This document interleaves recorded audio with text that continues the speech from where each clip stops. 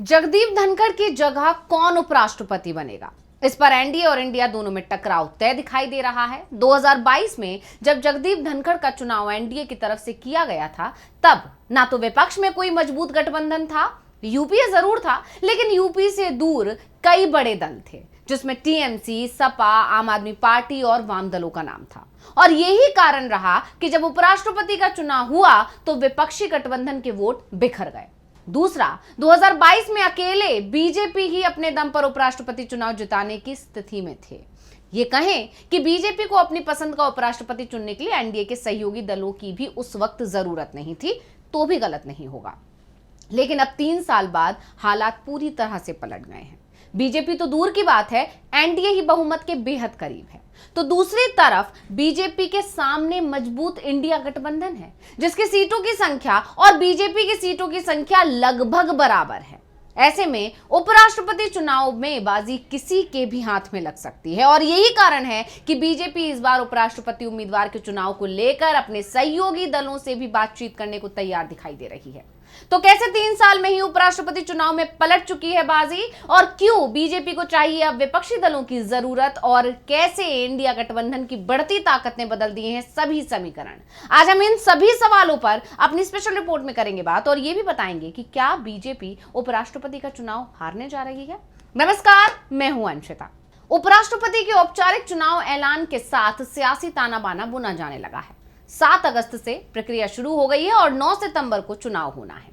इसी के साथ सत्ता पक्ष और विपक्ष अपने अपने उम्मीदवार चुनने में लग गए हैं, लेकिन बीजेपी के लिए इस बार अपना उम्मीदवार चुनना बड़ी चुनौती बन गया है। जबकि कांग्रेस की स्ट्रेटेजी विपक्ष की तरफ से संयुक्त उम्मीदवार उतारकर चुनावी मुकाबले को रोचक बनाने की है। बीजेपी ने 2022 में जगदीप धनखड़ को जिस मार्जिन के साथ जीत दिलाई थी, लेकिन इस बार उपराष्ट्रपति के चुनाव में सियासी हालात काफी अलग हैं।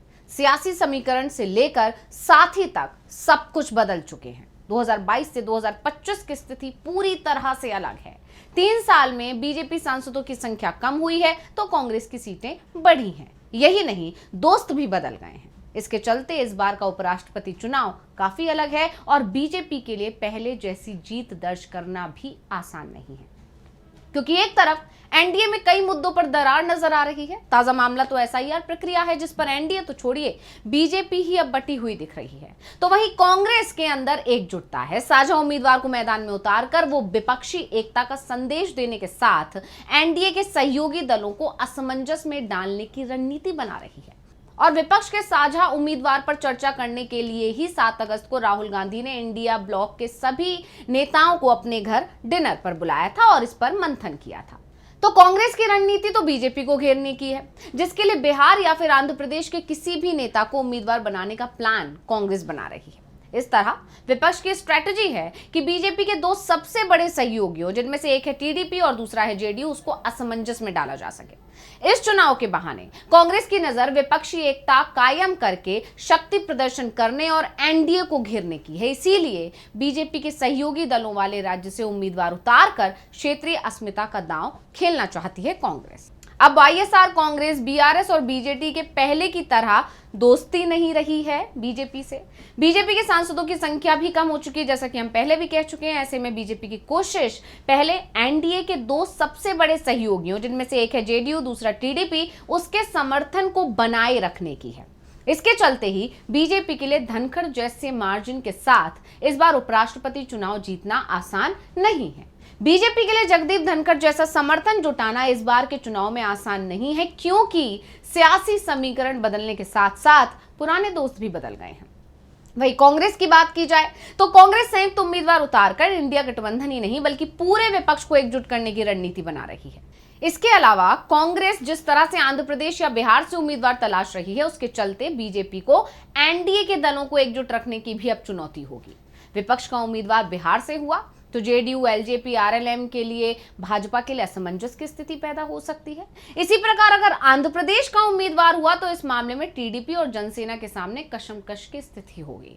इस तरह से दोनों सदनों को मिलाकर जेडीयू के पास 16, एलजेपी के पास 5 और आरएलएम के पास 1 सांसद है। टीडीपी के पास 18 और जनसेना पार्टी के पास 2 सांसद हैं, और आंध्र प्रदेश के ही वाईएसआरसीपी, जिनके राज्यसभा में 7 सदस्य हैं, वो भी विपक्ष के साथ आ सकते हैं। ऐसे में विपक्ष संदेश देगा कि एनडीए में फूट है और विपक्ष पूरी तरह से एकजुट है। अब इसी समीकरण को समझते हुए बीजेपी की चिंता सिर्फ जीत की ही नहीं है, बल्कि जीत से ज्यादा मार्जिन की भी है, जो इस बार नहीं दिखाई दे रहा है। 2022 के चुनाव की बात करें तो उपराष्ट्रपति के चुनाव में जगदीप धनखड़ को मिली भारी मतों से जीत में एनडीए दलों के समर्थन के साथ साथ कई गैर एनडीए दलों का भी अहम योगदान था। इसमें नवीन पटनायक की बीजेडी थी, जगनमोहन रेड्डी की वाईएसआर कांग्रेस थी और मायावती की बसपा थी। इसने एनडीए के प्रत्याशी जगदीप धनखड़ को समर्थन दिया था। बीजेपी ने 2022 के उपराष्ट्रपति के चुनाव में जगदीप धनखड़ को एनडीए प्रत्याशी के तौर पर उतारा था, जिनके सामने कांग्रेस ने मार्गरेट अल्वा को विपक्ष का उम्मीदवार बनाया था। धनखड़ ने मार्गरेट अल्वा को भारी मतों से हराया था और जगदीप धनखड़ को 528 वोट मिले थे, जबकि मार्गरेट अल्वा को मात्र 182 सांसदों का ही समर्थन मिल सका था और इसकी वजह विपक्ष में बिखराव ही था। तो अब बड़ा सवाल ये है कि आखिर 3 साल में पूरा सियासी गेम कैसे बदल गया है। तो आपको इसको समझाते हैं कि उपराष्ट्रपति पद के चुनाव में संसद के दोनों सदनों के सदस्य वोटिंग करते हैं। इस तरह से लोकसभा और राज्यसभा के कुल 782 सांसद हैं, जिनमें से बीजेपी के नेतृत्व वाले एनडीए के पास फिलहाल 418 सांसदों का समर्थन हासिल है। उपराष्ट्रपति पद पर एनडीए की जीत के लिए जरूरी 392 सदस्यों से 26 वोट ज्यादा हैं। इसके अलावा बीजेपी को राज्यसभा में 7 मनोनीत और 3 निर्दलीय में से करीब 2 का समर्थन मिल सकता है। 2022 के चुनाव में एनडीए के प्रत्याशी रहे जगदीप धनखड़ को 528 वोट मिले थे और मार्गरेट अल्वा को 182 वोट ही मिले थे। ये समर्थन जुटाना बीजेपी के लिए काफी मुश्किल है इस बार। आंध्र प्रदेश के ही वाईएसआर सीपी, जिनके राज्यसभा में 7 सदस्य हैं, उनका समर्थन हासिल करना एनडीए के लिए आसान नहीं रहने वाला है। ऐसे ही 2024 के बाद बीजेडी के साथ बीजेपी के रिश्ते बिगड़ चुके हैं, जब से बीजेपी ने अपना सीएम बनाया। तो बसपा के पास सिर्फ 1 ही वोट है, जबकि पहले उसके पास 12 सांसदों का समर्थन था। इसके अलावा अकाली दल से लेकर एआईएडीएमके तक से रिश्ता बीजेपी का टूट चुका है। तो अब बीजेपी की पहले जैसी ताकत लोकसभा में नहीं रही है। बीजेपी 303 सीटों से घटकर 240 पर सिमट चुकी है। इसके अलावा कांग्रेस सांसदों की संख्या की बात की जाए तो लोकसभा में इसकी संख्या दोगुनी हुई है। वहीं समाजवादी पार्टी और आरजेडी का भी ग्राफ बढ़ा है। ममता बनर्जी की टीएमसी के सांसद पहले से ज्यादा बढ़ गए हैं। इस तरह विपक्ष पहले से ज्यादा ताकतवर नजर आ रहा है। यही वजह है कि बीजेपी को चिंता उपराष्ट्रपति का चुनाव जीतने की नहीं, बल्कि पहले जैसा प्रदर्शन करने की भी है। और इसी को देखते हुए केंद्रीय गृह मंत्री अमित शाह के नेतृत्व में बीजेपी के वरिष्ठ नेताओं की एक अहम बैठक बुलाई गई, जिसमें उपराष्ट्रपति पद के चुनाव को लेकर मंथन किया गया। इसके अलावा जगदीप धनखड़ जैसी बड़ी जीत के लिए गैर एनडीए दलों का समर्थन जुटाने का भी प्लान बनाया गया। पार्टी के सामने उपराष्ट्रपति पद के लिए जगदीप धनखड़ का विकल्प ढूंढने के साथ साथ 2022 की तरह बड़ी जीत हासिल करने की चुनौती है, जो हम बार बार दोहरा रहे हैं।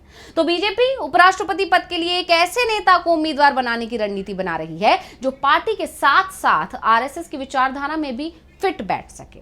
इसके अलावा एनडीए के साथ साथ दूसरे दलों का समर्थन भी उसके नाम पर आसानी से जुटाया जा सके, इसकी कमान अमित शाह ने अपने हाथ में संभाल रखी है। अब उसमें उन्हें सफलता कितनी मिलेगी ये तो चुनाव के नतीजे ही बताएंगे। लेकिन कांग्रेस की अगर बात की जाए तो उसने विपक्षी दलों की किलेबंदी अभी से शुरू कर दी है, ताकि 2022 की तरह किसी तरह की कोई गलती ना हो। और विपक्षी दलों का मानना है कि एक मजबूत उम्मीदवार के साथ वो उपराष्ट्रपति चुनाव को रोचक तो बना सकते हैं।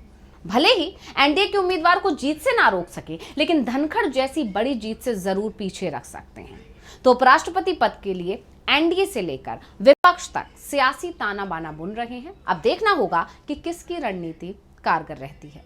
तो स्पेशल रिपोर्ट आपको कैसी लगी हमें कमेंट करके अपनी राय जरूर दीजिएगा। इसी के साथ मुझे दीजिए इजाजत। देखते रहिए डीवी लाइव। नमस्कार।